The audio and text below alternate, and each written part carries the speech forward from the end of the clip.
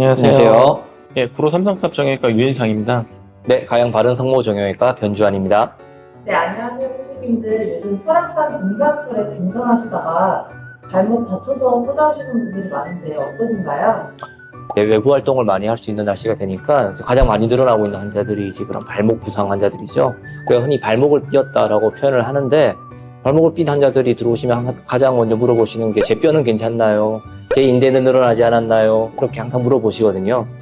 일단 환자들이 검사도 안 했는데 일단 그 질문을 딱 던지면 의사 입장에서는 무척 당황스럽지만 보통 경험 많은 정형외과 선생님들은 발목의 관상만 봐도 어느 정도 추정은 가능합니다. 어느 정도 문제가 될 만한 부상은 기본적으로 출혈을 동반하기 때문에 출혈에 의해서 부종, 그리고 멍드는 거, 이런 것들을 일단 모양만 봐도 어느 정도 이 사람이 얼마나 심한지, 그리고 좀 문제가 될 만한 부상을 입었는지를 추정할 수가 있어요.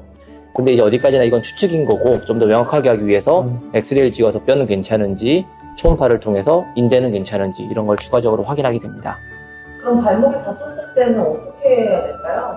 병원 오셔가지고요. 이제 진찰을 먼저 좀 해야겠죠. 근데 그 전에 뭐 할 수 있는 것들은 우선은 최대한 발을 디지지 않게 노력을 좀 하시고요. 그리고 걸어오기보다는 뭐 타인의 도움을 받아가지고 병원에 내원하시면 될 것 같아요. 내원하시게 되면 이제 엑스레이를 먼저 찍어봐야 될 것 같아요. 엑스레이 찍어서 골절 유무를 좀 확인을 해보고요. 그다음에 많이 부었거나 많이 멍들었으면 인대가 파열됐다고 의심이 되기 때문에 그때는 초음파 검사까지도 진행하면 될 것 같습니다. 이때 유명한 게 우리가 라이스라고 많이 들어보셨을 거예요. 우리가 일단 휴식을 취해야 되고, 다음에 이제 시원하게 냉찜질을 해야 되고, 다음에 압박붕대라던가 아니면 탄력 스타킹 이런 걸 이용해서 압박을 하고, 그다음에 다리를 올려놓고, 이렇게 이제 유명한 게 라이스가 있죠. 이 라이스가 오랫동안 정론으로 받아들여졌었는데 최근에 조금 바뀌는 게 있어요. 그 어른 찜질을 얼마나 해야 되는지에 대해서는 예전에는 이제 좀 더 길게 해서 충분한 통증을 다 없애고 그래서 좀 길게 하는 게 이제 받아들여졌었는데, 최근에는 이제 어른 찜질을 최소화하고 최대한 빠른 재활 운동을 통해서 기능적인 회복을 하는 게 더 중요하다고 다들 이야기 많이 하시는데, 냉찜질 같은 경우는 초기에 하는 이유가 환자분 통증이랑 부종을 좀 감소시키기 위한 목적이 사실은 커요. 근데 혈액순환을 저하시키기 때문에 회복에는 사실 도움이 되지 않는 건 사실이에요. 그래서 따뜻한 찜질로 넘어가는 시기를 예전보다는 좀 빨리 가져가고 있는 것 같아요.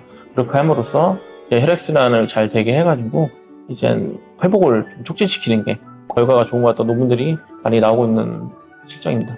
아까는 그 다쳤을 때 발을 딛지 말라고 하셨는데 언제까지 발을 딛지 말아야 될까요? 발을 딛는 것 자체가 추가적인 인대의 손상이라던가 다른 손상을 막 촉진시킨다고 되어 있지는 않아요. 그런데 다만 뼈가 부러졌을 때는 이제 발을 딛고 체중을 부하를 하면 골편이 어긋나거나 더 악화가 될 수가 있으니까 내가 얼마나 다쳤는지 모를 때는 안 딛는 게 좋겠죠. 그냥 한마디로 말해서 발을 디딜만 하면 디디면 돼요. 만약에 너무 아프면 디디면 안 되고요. 결국 통증에 순응해서 자연스럽게 이제 발을 디디면 그게 정답인 것 같습니다. 전기수하고 보조기를 사용하실 때도 있다고 하셨는데 그러면 무슨 두 개 차이는 뭘까요? 손상 정도에 따라서 좀 사용을 다르게 한다고 생각하시면 될 것 같아요. 심하게 다친 골절이나 인대 파열은 우선 기부스를 먼저 해서 이제 움직임을 제한을 해야지 추가적인 손상을 막을 수가 있거든요. 이제 거기서 어느 정도 회복이 됐다면 이제 보조기로 해서 약간의 움직임을 줌으로써 좀 더 회복을 촉진시킨다고 보시면 될 것 같아요. 또 다른 예로 이제 그렇게 심하게 다치지 않았을 때 그때는 바로 이제 보조기로 들어가죠. 보조기는 언제까지 해서? 일반적으로는 3개월까지 환자들에게 착용을 하라고 많이 이야기를 합니다. 보통 3개월 정도 되면 약 인대가 한 70% 정도 이제 회복을 한다고 되어 있는데, 70% 정도면 우리가 일상적인 생활에서 받을 수 있는 스트레스를 대부분 견딜 정도는 돼요. 깁스는 오래 하는 게 좋지는 않은데요.